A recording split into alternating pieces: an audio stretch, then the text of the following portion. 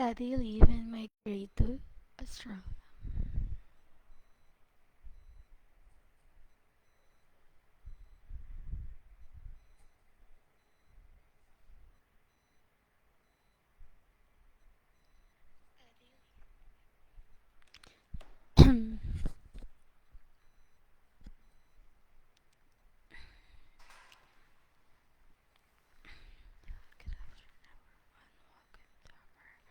Good afternoon, everyone. Welcome to our FB Live seminar this afternoon. Study leave in my grade 2 Australia.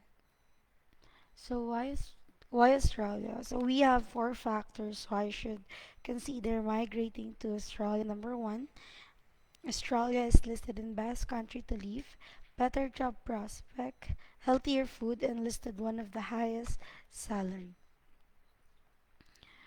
And of course, Australia is listed in the one of the best country in the world. Pumapangatlo po ang Australia sa pinakamataas na highest average salaries. Number 7, best country in the world. Number 9, best country to raise a family. Number 27, safest country in the world. So, navigating the top paying IT careers in Australia for 2024, we have data science, cybersecurity, cloud computing, software engineering, AI, and machine learning. For data science, we have some of the highest paid data science jobs in 2024. We have machine learning engineer, data scientist, data engineer, computer vision engineer, natural language processing or NLP engineer. Ayan po ang kanilang annual income. Nakashow po sa screen po nating lahat. And for cybersecurity, they have Chief Information Security Officer, Security Architect, Penetration Tester, Security Engineer, Security Consultant. Ayan naman po ang kanilang annual income each jobs. For cloud computing job, we have Cloud Solution Architect, Cloud Engineer, Cloud Security Engineer, DevOps Engineer, Cloud Data Engineer. Ayan naman po ang kanilang annual income. For software engineering, we have software development manager, site reliability engineer, full stack developer, mobile software developer, blockchain developer. Ayan naman po ang kanilang annual income. For AI and machine learning jobs, we have Chief AI Officer, AI Architect, AI Product Manager, AI Ethics Specialist, AI Research Scientist. Ayan naman po ang kanilang annual income.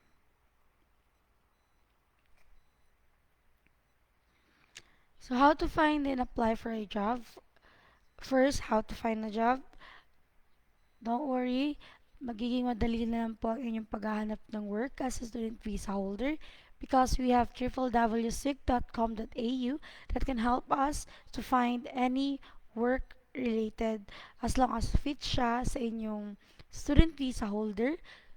sig.com can help you find a job that fit as a student visa holder. So once you find a job na, how can you apply a job? We have www.linkedin.com that can help us to apply a work as a student visa holder. So pag may sick.com, may linkedin.com din po tayo na partner. Pag naghahanap ng work and also pag may nahanap tayong work, pwede po tayo mag-apply sa linkedin.com.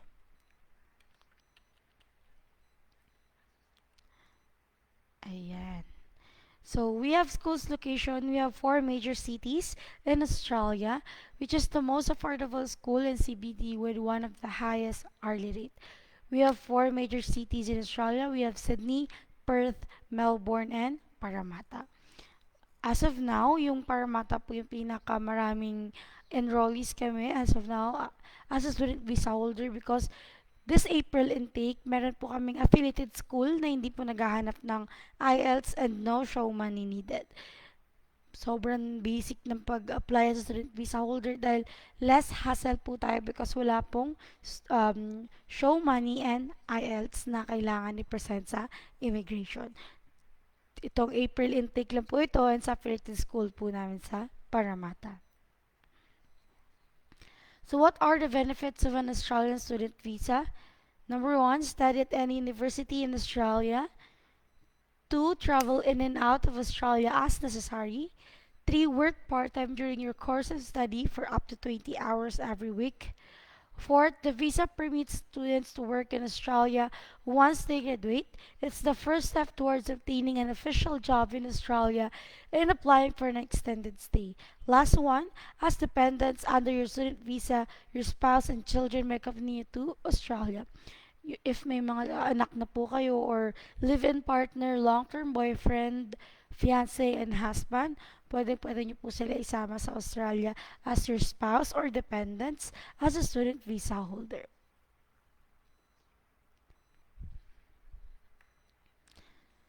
We have an example of 5 part-time jobs for international student in Australia. Marami po pwedeng applyan na trabaho as a student visa holder. Here are some the work na pwede nyo applyan like barista, bartender, server, hotel and hotel job, fruit picking. Ito yung mga example na pwede nyo applyan.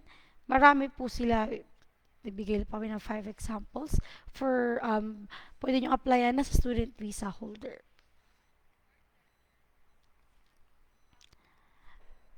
Unlimited work rights last year, June 30, 2023, nagbaba po ang Australian government ng benefits na unlimited work rights for student visa holder na nag-end po ng June 30.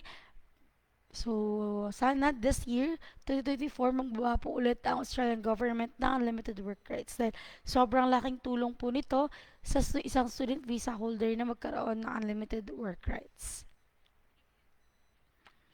You must have sufficient funds. So once you are applying for a student visa dito sa immigration, kailangan lang natin patunayan na ating um, kailangan na natin patunayan sa immigration na kaya po nating sustentuhan ang ating sarili sa pagstay po natin sa Australia like living expenses, tuition fee, and other fees na kailangan gawin sa Australia. Kailangan lang po natin ipakita dito na we are capable and we have enough sufficient funds once pupunta na po tayo sa Australia. So what are the typical reason of rejection? First is for health declaration. If you have blood disorder, cancer, heart disease, hepatitis B, C, or liver disease, HIV infection including AIDS, kidney disease including dialysis, mental illness, pregnancy, respiratory disease that has required hospital admission or oxygen therapy, if you have this kind of sickness, pwede po kayong ma-auto-deny or auto-reject ng immigration. Because medyo strict po ang immigration when it comes to health declarations. Let's proceed for actual courses. So, for early childhood education and care courses and community service courses, meron po tayong mga related courses, each na nasa slide po, and yung onshore and offshore na enrollment, tuition, and material fees. Each courses, they have enrollment, tuition, and material fees. For management courses, information technology courses, automotive courses, each courses have their onshore and offshore enrollment, tuition, and material fees. Trade courses, engineering course, hospitality courses, and din po kanila enrollment, tuition, and material fees. So let's proceed for course start date or tinatawag na intake. This year, we have 3 upcoming intakes, April, July, and October. This April, we have benefits from our affiliated school in Parramatta. This April intake, no show money, no IELTS needed. Sobrang dali, sobrang basic po ng processing dahil no show money and no IELTS needed for this April intake 2024. Let's proceed for summary of fees. It's just estimated only, so add 10% buffer. Included po dito ang tuition fee, enrollment fee, material fee, visa application fee, medical fee, OSHC or 1-year single applicant, biometrics, overall po ng kanilang fees or yung overall na magagastos nyo sa mga na-mention ko po is 7,245 Australian dollar and peso po it's 253,550 pesos. Hindi pa po kasama yung accommodation and yung plane ticket. So how to earn 1 million in just 5 months? So if you work 40 hours a week at $35 an hour, you will be paid 1,400 Australian dollar per week. For the first or second month, you earn 11,200 Australian dollar. For the third month, you earn 16,800 Australian dollar. For the fourth month, you earn 22,000 Australian dollar.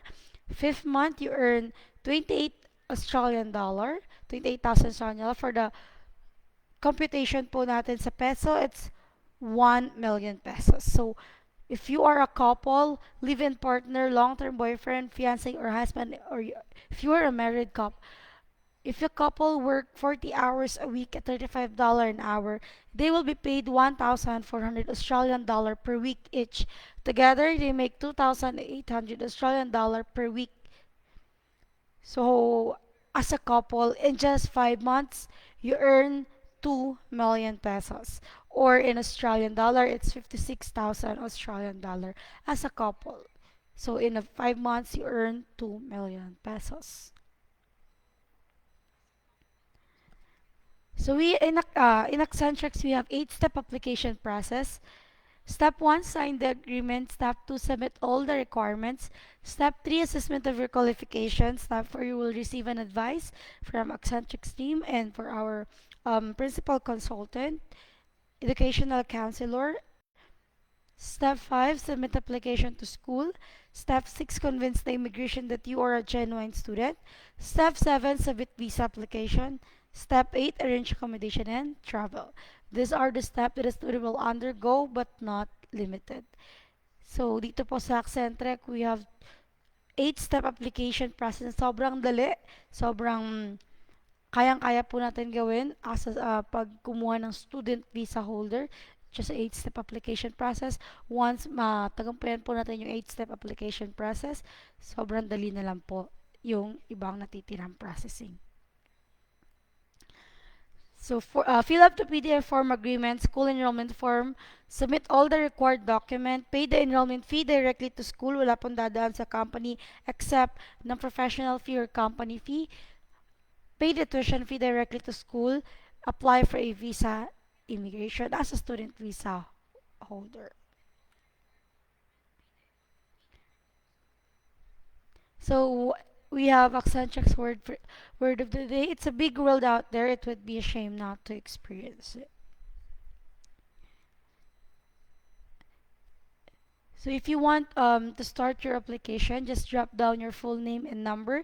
Then after the seminar, tatawagan po kayo ng aming team to assist your inquiry or if gusto nyo po mag set up ng appointment for face-to-face consultation here in our office at AIC Burgundy Empire Tower, Ortigas at the back of Robinson's Galleria, room 1414.